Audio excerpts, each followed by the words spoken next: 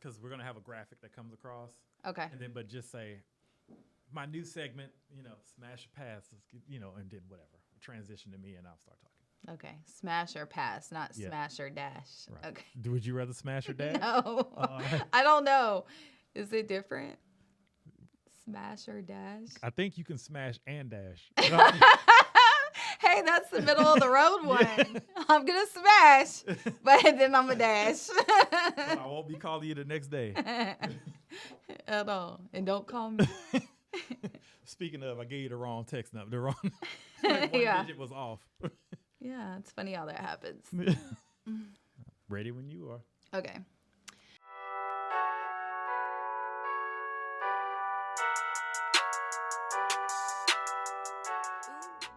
Welcome to the Hot Seat with Holly Heat. I am your host, Holly Heat, and in lieu of having a guest this week in studio, I'm going to go over some things that have been going on in sports. So, first big topic that I want to touch on has got to be the move of Deshaun Watson from my team, the Houston Texans, to the Cleveland Browns. Now, a lot of us have been sort of sitting on the edge of our seats to see what was going to happen with this situation. I think it's been it feels like almost 2 years. Maybe it hasn't been that long. We've been waiting on an outcome regarding the criminal charges that he was facing regarding young women that came forward, of course, this huge scandal. But even before that, there was trouble in paradise, if you can call Houston, Texas paradise, which I like to on occasion. Love the city. But he's been wanting out for a while, even prior to this, and it has spawned some people to come up with some conspiracy theories that it was awfully convenient timing that he get accused of all of these things right before he gets possibly traded to another team. Now, I'm not big on conspiracy theories, but I am inclined to say that the timing was awfully convenient. Now that he has been cleared of all criminal charges, maybe still facing some civil lawsuits, he has been picked up by the Cleveland Browns. Now, as a Texans fan, of course, I am sad to see him go. But in the grand scheme of things, I am a Deshaun Watson fan. He is by far my favorite football player in the league currently. So it is bittersweet to see him go, but I am happy that he gets to have a new opportunity in a new place. It's sort of a fresh start, as you will. But is it going to be all it's cracked up to be?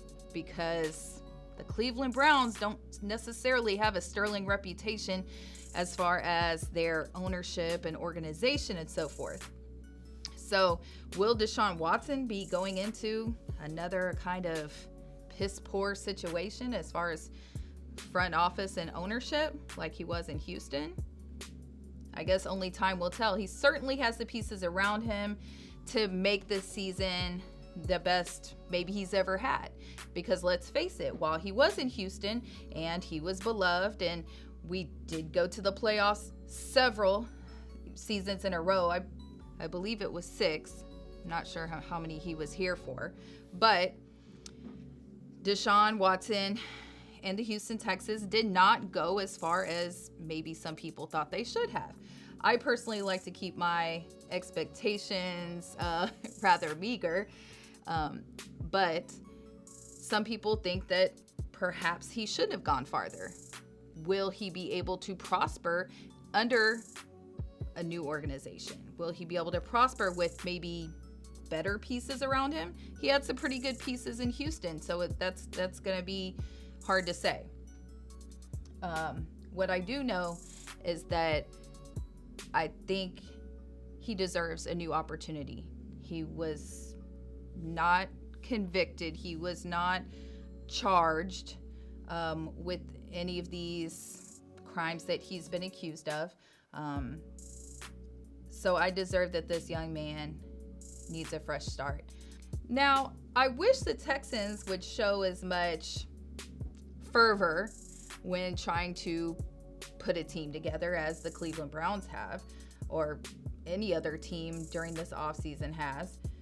But I feel like they're not doing anything.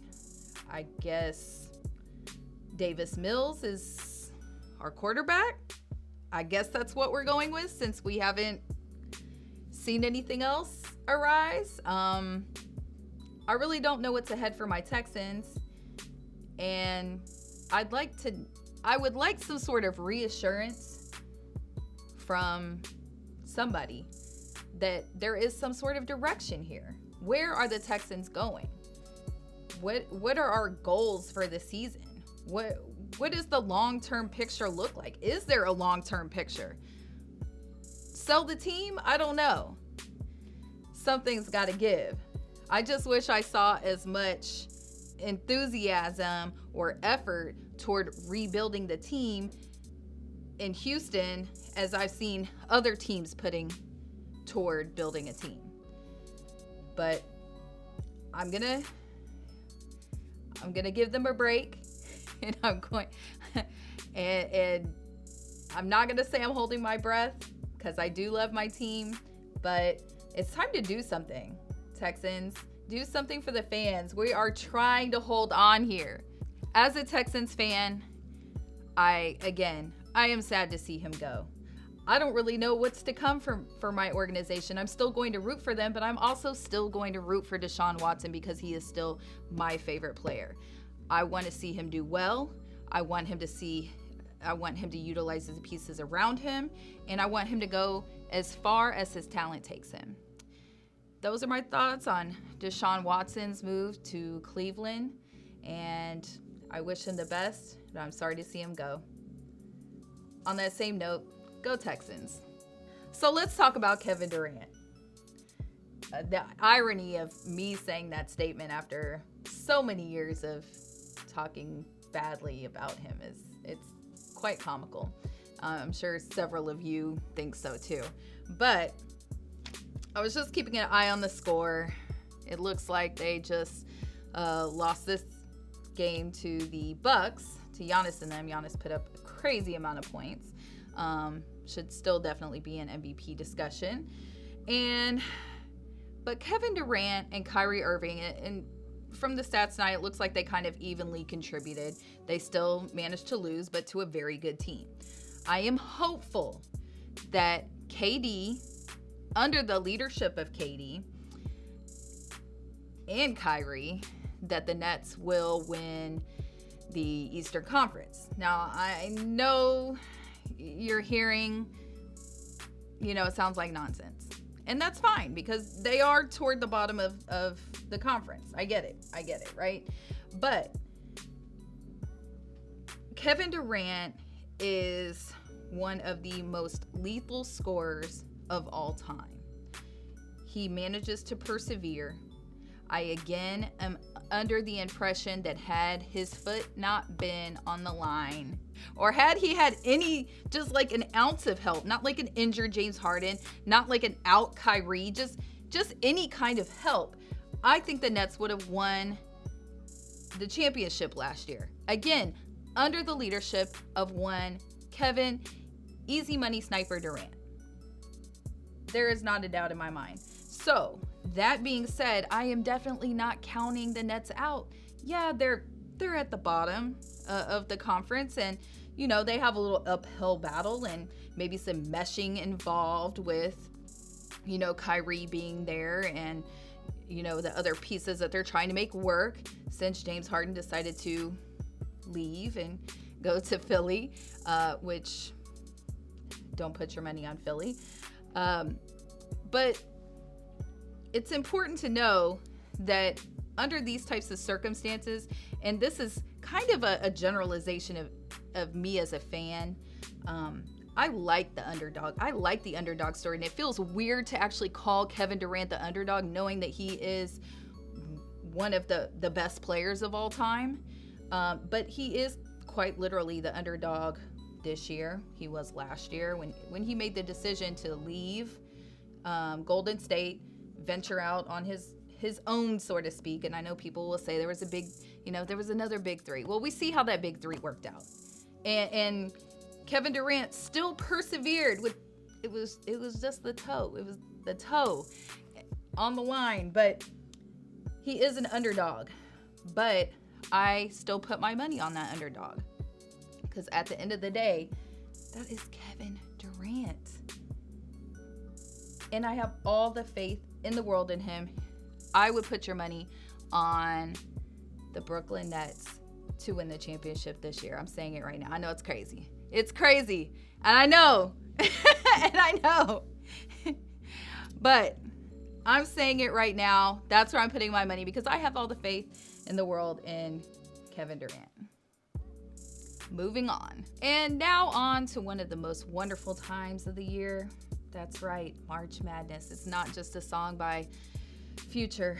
It is a great time of year when we get to see passionate young teams go at it for weeks, and it always seems like there's a surprise. You can make all the predictions, all the brackets that you want, but there's always something that's surprising that happens. Now this year there isn't a Cinderella team, but there is a very interesting mix in the Final Four. I mean, these are like juggernauts of basketball, which, you know, while we all like to see a Cinderella team come and surprise everybody, it's almost just as good to see the teams of this caliber really going at it. I mean, these are like royalty of college basketball teams here.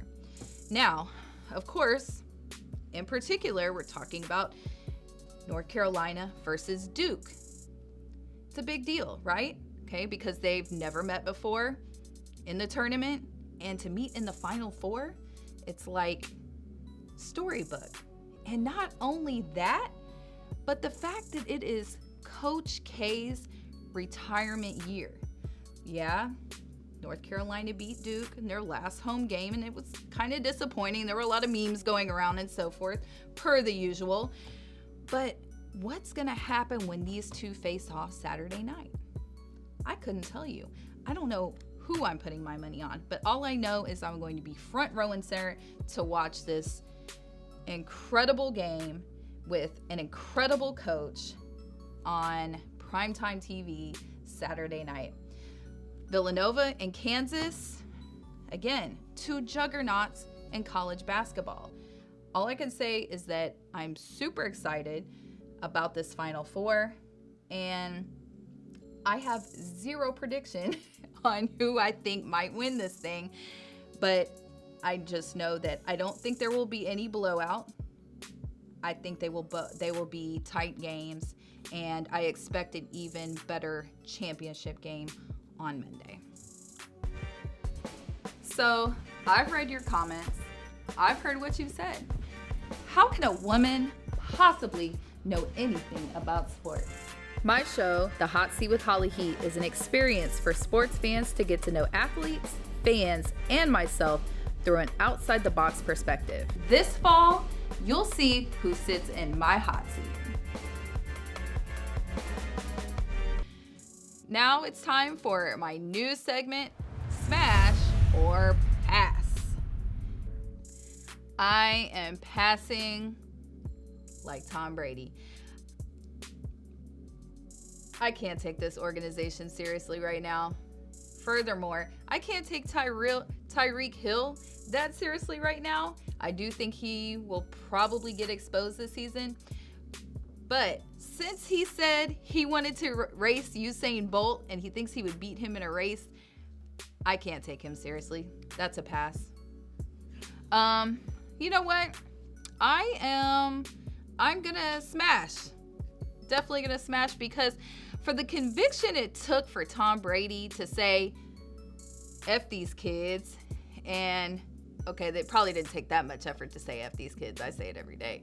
But for him to come retire and unretire, he had to have some sort of like fiery conviction within him that said, Tom, you're not done yet. Unfortunately for the rest of the NFL, I think he could possibly come back and win another one. I'm not saying for sure. I'm not putting any type of, wager on that, but I'm smashing this one. Okay, so I'm passing on that. And here's why. They're absolutely not going to blow up the entire Lakers team. They are not getting rid of LeBron James. The piece that they would most likely, or pieces they most likely would want to move, are going to be AD and Westbrook. They're absolutely not going to get rid of LeBron James. He's unless it's on his own accord, which I'm not sure what contract he's in right now, or so unless it's a LeBron James decision, GM LeBron James, coach LeBron James, they're not going to blow up this team. They're going to have to move a piece if they want to be a contenders. But at this point, I honestly wouldn't be surprised if LeBron's just going to try to wait it out, hope that Bronny does well, and is able to get into the league as soon as possible, just so he can play with his son. But blowing up the entire team, pass. So I didn't watch a lot of Tim Hardaway, full transparency moment. So I actually don't know a whole lot about him. But I can definitely vouch for Manu Ginobili. He broke my heart several times being, a fan of Miami, of Houston. I mean, I think Manu Ginobili definitely deserves a spot in the Hall of Fame. Again, I'm a little on the fence. So does that mean I smash or I pass? I don't know. Maybe I smash and dash. If that's a thing. Actually, I think that is a thing. It's a thing now. There's no tone at all in this question here. I think we know the answer to that. This is a pass. And I don't normally curse on my show, but fucking get over it. I am so tired. And I absolutely saw the story about one of the Yankees people, doesn't even deserve a title or a name, saying that the Astros are a reason. When it was brought up that they haven't been to, the World Series since 2009 or something like that. And he decided to bring up the Astros cheating scandal and so forth. First of all these teams cheat some kind of way. I'm just gonna say that, and I've said that before. And it's nothing against anybody in particular. It's just a part of the sport, from the steroids thing to sign steal. I mean, it's in the history of baseball. So let's get over it. First of all, the fact that a person that works for a sports organization would even come out and say such a statement, how much lack of faith do you have in your own organization to actually blame it on somebody else? That's very telling. And I think it's shameful, quite honestly. It's pretty, and again, it's pretty fucking sad. So move on, Dodgers. Move on, Yankees. Don't worry about my Astros, because we're still doing pretty well. Oh, after the cheating scandal, they weren't going to say anything about that? What happened last year? Okay, that's what I thought. So it's an official pass on that one. This has been the Hot Seat with Holly Heat. Thank you for joining me. Don't forget to like, comment, subscribe, and come back next week, and perhaps I will regale you with a wonderful guest. Thanks for joining me. This is Holly Heat, the Hot Seat with Holly Heat.